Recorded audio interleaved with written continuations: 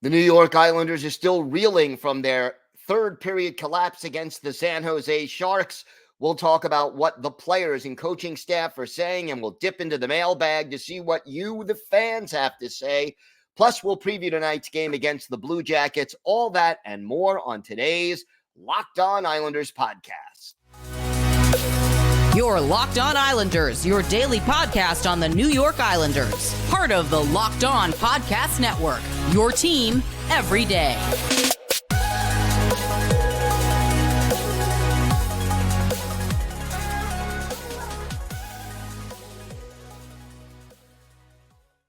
To the Thursday edition of the Locked On Islanders podcast, part of the Locked On Podcast Network, your team every day. I want to thank everyone for making Locked On Islanders your first listen every day. Don't forget to subscribe on YouTube or wherever you get your podcasts so you can get new episodes as soon as they drop. Today's episode is brought to you by FanDuel. Make every moment more. Right now, new customers get $150 in bonus bets with any winning $5 moneyline bet. That's $150 if your team wins. Visit FanDuel.com/lockedon to get started. We have got a lot to talk about on today's show. But first, if there's something Islanders related on your mind, if you have a question, a comment, maybe a topic you'd like us to discuss on a future episode, feel free to email us at lockedonislanders@gmail.com. And if you leave your first name and where you're from, we are happy to mention you on the show when we discuss whatever's on your mind. And we'll get to your mailbag questions in an upcoming segment today. If you want to follow us on Twitter, you could follow the show on Twitter at Locked On Isles, and you could follow me, Gil Martin, on Twitter or X at Ice Wars, NYR, VSNYI. We'll keep you up to date on all things Islanders all season long, and I'm live tweeting during every Islanders home and road game, so join me for instant insight and analysis, and it's great to talk Islanders hockey with you, game time or anytime, so definitely reach out. I'll tell you, the loss to San Jose on Tuesday, when you've got a 4-1 lead at home midway through the third period, and you end up losing the game to the team with the worst record in the NHL going into the game, something is just not right. And it's disappointing, to say the least, when this is the 11th time in 24 games that the Islanders have blown a third period lead. Think about that. 11 times in 24 games. That means in almost half of their games, the Islanders have blown a lead in the final 20 minutes of the game. And to say that that's a problem is an understatement. And clearly this team has to do something about that. And, you know, Bo Horvat had a very interesting admission. He said, it's always in the back of your mind, maybe a little bit. It's sad to say. And it's happened so many times this year where it's hard not to think about when you're going out there again that it's going to happen again. And look, no surprise here that it's gotten psychological for this team. And most of the time, players will deny it. But here's Bo Horvat basically telling the truth. So 11 times in 24 games, the Islanders have blown a lead. And, you know, sometimes they've blown it twice in one game. They are 3-1-5 in those games, which means they have left 7 points on the table. And, you know, that's just not acceptable. And, you know, you add those 7 points, you put the Islanders right in second place in the Metropolitan Division. And, you know, an interesting rundown about, you know, who's been on ice. And Stefan Rossner of, tweeted this out. Who's been on ice during those tying goals allowed by the Islanders in the third period? Among the forwards, Horvat with 4 is tops on the list, and then Lee, Pajot, and Cizikas. Horvat has 4, Lee, Pajot, and Cizikas 3 each. Among defensemen, Alexander Romanov has 7. He's been on the ice for 7 goals allowed. Ryan Pollock, 5. Scott Mayfield, 4. Again, these numbers just not acceptable. And Horvat goes on to say, it's just obviously unacceptable by us and a team like this. This is our identity, to be able to close out games. And right now, we're not doing that. It's just unacceptable by us on the ice. And, after the game on Tuesday, Lane Lambert called it a sin to allow. But then, okay, he goes out there and says it's a sin. And then he sort of goes back at practice on Wednesday and tries to give his team a little bit of support. You have to be very, very careful, Lane Lambert said, of the negatives outweighing the positives here. We've had points in 9 out of 10 games, and I get it. It's skewed because of the overtime and shootout losses, but you've got to be very, very careful with the negativity outweighing the positives, and there's a lot of positives. Yeah, there are some positives here, but when you're giving up third period leads in 45 roughly percent of your games, there are also a heck of a lot of negatives, and the team has to figure it out. Noah Dobson, it's been an issue in too many games where we should have closed it out and found ways to win, but we found ways to lose instead. But there's a lot of good in the games. We just have to find ways to clean up the thirds, especially at home. The last couple of games on the road, we found a way to close out those games, and we just got to do the same at home and continue to build and learn. Holding leads has always been our MO in those situations. 1 goal, 2 goal lead. We've always found ways to close those out. Unfortunately, it hasn't been going that way so far this year. But I think the group has a lot of belief and confidence in one another that we can get back to that. And we're going to keep working and making sure we get there at some point.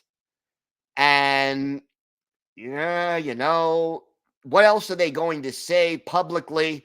But, they've got to do something about it. And realistically, not changing anything is, in my mind, a big mistake. You mentioned the points in 9 of the last 10 games, and that's true. But what is their record? 5-1-4. 5-1-4 means you're 5 wins, 5 losses. It's just that the NHL gives you that loser point. And, easily they should have been 8-1-1 out of those 10 games instead of 5-1-4. It's just, those are points that when the season is winding down and you're battling for playoff berth, or if they really clean things up, battling for a playoff position, those points are going to be very badly missed. Lane Lambert's quote, I think we're all in it together. It's a combination for sure. Our guys are committed. They're dialed in. They're a quality core group of guys. It's a little bit of everything, but we're in it together. It's up to me. It's on me. It's a combination of everything. Well, that's coaches speak for saying, I'm not telling you what it is, but we've got to be better. And you know what? I'm going to come out and say this. And, may not be what the players and the coaches want to hear. But this team, the core of this team has been together for a very long time. This team may be a little too comfortable, a little too complacent. And it's costing them in a big, big way. Something has to change. Something has to be done to shake up this team, or, this pattern is going to continue. And whether you call up a player from the minors, or you make a trade, or you change something in management or coaching, something has to change to send a message to this team that this is unacceptable. And I know there's a lack of depth. I know, we did the farm report every day yesterday about Bridgeport, and they're in last place in their division, and they're struggling to score goals. I get it. But it's not necessarily about getting guys who are going to be permanent replacements or play better over the next 20 games. It's about sending a message to players that they're going to be held responsible for their mistakes. And whether it means they sit for a period, or they sit for a couple of games, or they're traded, or they're demoted, something has to be said to them to get that message across. All right, we have got a lot more to get to on today's show. We will talk about your response to what happened on Tuesday against San Jose. We'll open the mailbag. And for our Islanders birthday of the day, I'll admit, this is one of the hardest Islanders birthdays of the day we're ever going to do. We're talking about a player who only played 2 games with the Islanders in 1982-83, and those were his only 2 NHL games, but he did play 4 or 5 seasons in the WHA with the San Diego Mariners, Indianapolis Racers, and Quebec Nordique. Let's see if you can guess who it is, and anyone who does, boy, oh boy, are you a hell of an Islander fan? So we'll check that out. We've got all that and more coming up on today's Locked On Islanders podcast. Today's episode is brought to you by Jase Medical. I know we come to sports to escape from some of the crazy realities of real life, but can we just talk for a minute about preparing for real life? According to the FDA, pharmacies are running out of antibiotics like amoxicillin right in the middle of the worst flu season in over a decade. This is scary. I can't imagine a more helpless feeling than if, my wife or my father or one of my kids got sick while a supply chain issue kept them from getting the life-saving medication they needed. Thankfully, we'll be okay because of Jase Medical. The Jase case is a pack of 5 different antibiotics that treat a long list of bacterial illnesses, including UTIs, respiratory infections, skin infections, among others. This stuff could happen to any of us. Visit jasemedical.com and complete your physician encounter. It'll be reviewed by a board-certified physician, and your medications will be dispensed by a licensed pharmacy at a fraction of the regular cost. It's never been more important to be prepared than today. Go to jasemedical.com and use offer code Locked On to get $20 off your order. That's JASEmedical.com and use offer code Locked On to get $20 off your first purchase. Locked On has launched the first ever national sports 24/7 streaming channel on YouTube. Locked On Sports Today is here for you 24/7, covering the top sports stories of the day with the local experts of Locked On, plus our national shows covering every league, including, of course, the NHL. Go to Locked On Sports Today on YouTube and subscribe to the first ever national sports 24/7 streaming channel. Time now to open the mailbag. But before we get to the mailbag, real quick, a little injury update. Sebastian Aho still practicing with the team. That's the good news, Islander fans. He was out on the ice on Wednesday, but Lane Lambert announced that Aho, still on IR with an upper body injury, will not play tonight against the Columbus Blue Jackets. That's a 7:30 Eastern time start. And don't forget, you can catch every minute of the Islanders' hometown radio broadcast on SiriusXM on the SXM app. Just do a search for Islanders. Aho has missed 5 straight games. He will miss a 6th tonight, but he looks to be closer and closer to a possible return. And just the fact that he was participating in practice is definitely encouraging. All right, let's go to the mailbag. And, this one is from Jeff from Alabama. Hello, Gil. At this point, something has to give. In your estimation, Gil, what needs to happen to finally put an end to this trend? I hate to say this, but when the Sharks turned back up ice in the closing seconds of overtime, I was like, not again. And guess what? It happened again. Once again, a point is better than no points. Looking forward to your feedback. Let's go Islanders, Jeff from Alabama. Jeff, thank you so much for the email. And look, in my mind right now, something has to change. They have to shake up this team and give them a wake-up call. And whether that means making a trade, whether it means calling up a player or two from Bridgeport, whether it means changing coaches or changing the general manager if they really want to get adventurous, although I don't think that is imminent. Something has to give.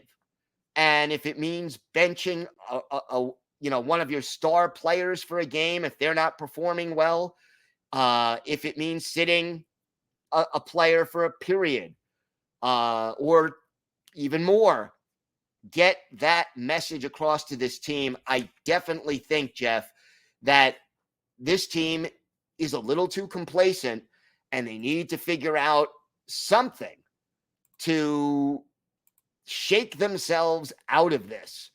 And we'll see. We'll see. Next question is from Colin in New Jersey. He says, hey, Gil, Colin from New Jersey here. Who do you think will be the next call up from Bridgeport? Do we need to start easing out Clutterbuck and Martin and bring in younger talent? Colin, it's a great question. The problem is, what younger talent? And, when you say who's the next call up from Bridgeport, it's a good question, but it's tough to answer because it really depends on who's sitting, right? I mean, for example, Grant Hutton was the last call up from Bridgeport. Why? Because Adam Pellick, a defenseman, went down. So, who is being benched or who is injured or who is traded, whatever it is, whoever's out of the lineup generally determines who is in the lineup. And that always, affects who's going to be called up. You look at what's happening in Bridgeport, and every dayers, we do our farm report every weekend, every Wednesday, and we get everybody up to date. But realistically, if you had to call up a defenseman, an offensive defenseman, Dennis Chalowski right now, 13 points in 20 games, 11 assists. He's probably the guy you would want to call up if you were looking for offense. If you think somebody a little more experienced is helpful, Robin Salo has some NHL experience, maybe you go that route. The leading scorer on this team, the most productive player in Bridgeport by far, Ruslan Ishkakov. The Islanders have never called him up, not even for one regular season game. His size may be something that is causing Lou Lamoriello to hesitate, but no other Islanders forward has more than 11 points through 20 games, and that's Kyle McLean. Now, McLean is a center. Ishkakov is a wing who used to be a center. So, again, it depends who you want to substitute for. But, again, I think a big part of the problem is that there isn't a lot of NHL-ready talent right now in Bridgeport. Other than Ishkakov, you got Kyle McLean, Otto Koivula. Matthew Maggio, only 3 goals and 7 points in 19 games so far. We know William Dufour is away from the team. He only has 3 points, a goal, and 2 assists in 9 games. There are not a lot of prospects. You can go Carlson Kuhlman if you just want a plugger who can give you bottom 6 minutes. But the cupboard is pretty bare. So to me, if I'm going with one guy to answer your question, it's Ishkakov. But for forwards, and Chalowski for defensemen, or maybe Salo. But none of the guys down there right now appear to be long-term solutions. They may be guys who you could bring up for, a couple of games to sort of try to see if they can give you a spark. But let's see. The third email, Adam in Mahwah, New Jersey. Adam and Mahwah here every day. Absolutely love the show and your insights. Thank you very much, Adam. I'm sitting on my couch in complete disbelief. Well, not really given this season. at yet another third period collapse. Prior to the start of the comeback, I texted my dad that I wanted to see one more goal to feel comfortable and somewhat more at ease, as a 3-goal lead doesn't feel safe with this team. I know you and the rest of ILS Nation is beyond over this trend. That leads me to my theme of this email. I know you don't like to call for guys to be fired, but at what point do Ledecky and the ownership group take a long, hard look at what's been happening and just clean house of the Lou regime? Obviously, we give Lou and Trotz credit where it's due for the 2 runs to the conference finals, but this roster has barely changed since, clearly peaked the second time around. We all love the Nelsons and Lees. However, not having all these first-round picks, plus some of the contracts that have been given out, puts the team in a really bad position for long-term success. In my mind, it's time to tear it down and build around Barzy, Bo, Dauber, and Sorokin with a new front office and bench leadership. Thanks for your time and putting on the best podcast every day. Let's go Islanders, Adam.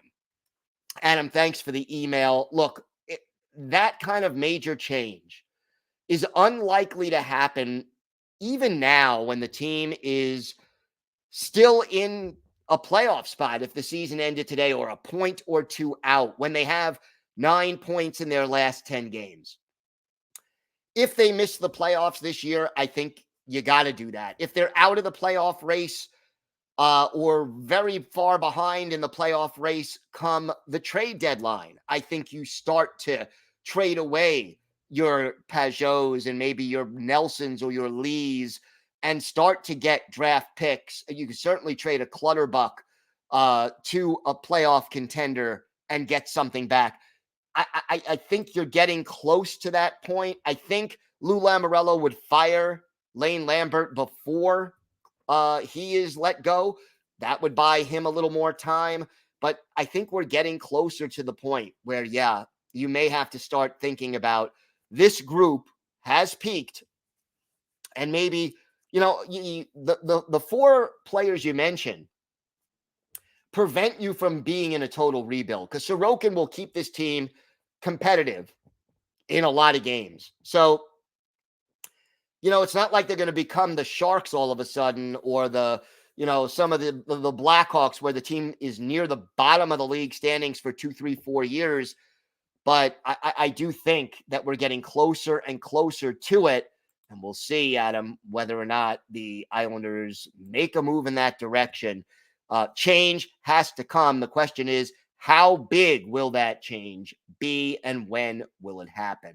We've got more to get to on today's show. We have got a preview of tonight's game against the Blue Jackets, plus our Islanders birthday of the day. All that and more coming up on today's Locked On Islanders podcast. Today's episode is brought to you by FanDuel. As the weather gets colder, the NFL offers stay hot on FanDuel. Right now, new customers get $150 in bonus bets with any winning $5 moneyline bet. That's $150 if your team wins. If you've been thinking about joining FanDuel, there's no better time to get in on the action. The app is super easy to use. There's a wide range of betting options, including spreads, player props, over-unders, and more. And look, you got the NFL, you've got college bowl games coming up, the NBA, college basketball, and yes, of course, the NHL. Check out the odds for tonight's game against the Blue Jackets, some player props, all of that on FanDuel. Visit FanDuel.com/lockedon to get in on the action this NFL season. FanDuel, official partner of the NFL.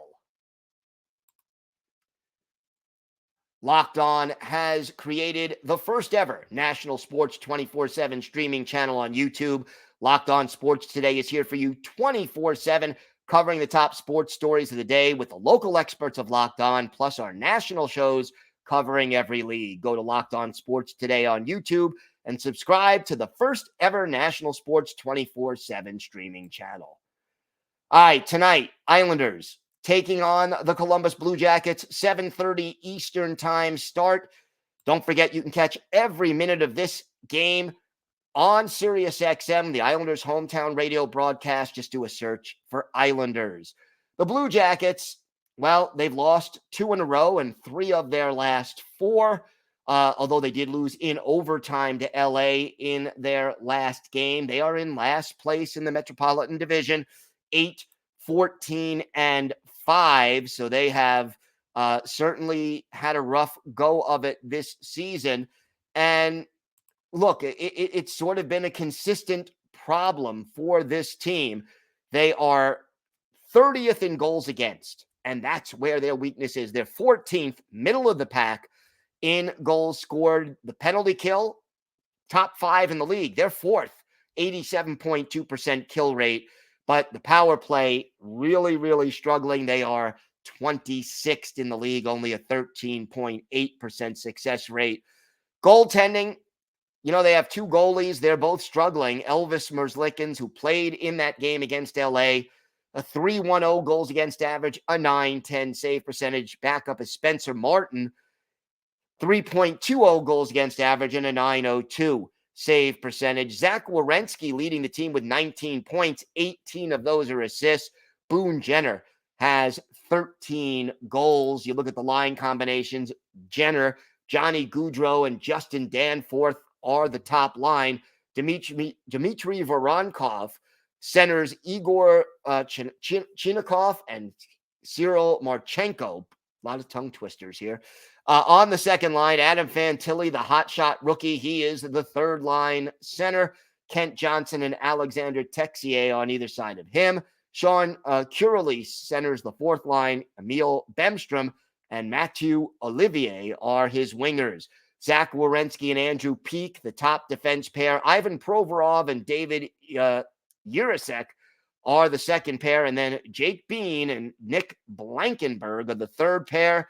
The goaltenders, as we mentioned, right now, Spencer Martin and Jet Greaves also available. Elvis Merzlikins came back off the IR, so he and Spencer Martin will likely be the duo. A lot of guys on IR. Daniil Tarasov, Jack Roslovich, Damon Severson, Cole Sillinger, all on IR, as is Adam Boqvist, Eric Gabranson day-to-day, Patrick Laine out. Wow. This team, once again, dealing with a lot of injuries. Look, I'm not going to get into a whole complicated thing about what the Islanders need to do to win this game. Let's just start with this. Number one, do not take a lot of dumb penalties and let this struggling power play back. Number two, get some pressure on this team. They're not very good defensively. And number three, finish the darn game. Play a full 60 minutes. Prove to yourselves that you can do that, and we'll go from there. All right, time for our Islanders birthday of the day. And as I said, this one is a hard one. So here it is. We are a couple of days early on this one, but Saturday will be the 69th birthday of former Islanders winger Kevin Devine. He was a 7th-round pick of the Maple Leafs in 1974, but was also drafted by the San Diego Mariners of the WHA, and that's where he signed. And he scored 21 goals for San Diego in 75-76, 30 goals in 76-77, later played for the Indianapolis Racers and Quebec Nordiques while they were all, in the WHA. But when the 4 WHA teams joined the NHL in 1979-80, he was in the minors, ended up with the Islanders organization and played 2 games for the Islanders. In 1982-83, he was a +1, had 8 penalty minutes, and had an assist. We look at his best game as an Islander. There's only 2 choices. October 26, 1982, the Calgary Flames visit the Old Barn. And in this game, it's Rajan Lamelin in goal for Calgary, battling Billy Smith for the Islanders. And in this game, our Islanders' birthday of the day, Kevin Devine had 6 penalty minutes, 2 shots on goal, and his only NHL point of his career. It was an assist, and the assist came on a goal by Dave Langevin at the 13:06 mark of the third period. Bob Nystrom also assisted. Islanders crushed the Flames by a score of 7-2. 2 goals each for Dwayne Sutter and Mike Bossy, 4 assists for Denny Potvin. But for Kevin Devine, the only NHL point of his career, he did a lot in the WHA. Like I said, a 30-goal scorer. So if anyone guessed Kevin Devine, all 5'8", 165 pounds of him, you are very impressive. He later went on to coach a little bit in the UHL with the Thunder Bay Thundercats in the late 90s. But Kevin Devine is our Islanders' birthday of the day. Thanks for making Locked On Islanders your first listen every day. Everydayers, tomorrow on the show, we will have our key takeaways from tonight's game against the Columbus Blue Jackets. Plus, we'll preview this weekend's home game against the LA Kings. So make sure you join us for that. Until then, have a great day, everybody. Keep the faith, stay safe, and of course, let's go Islanders.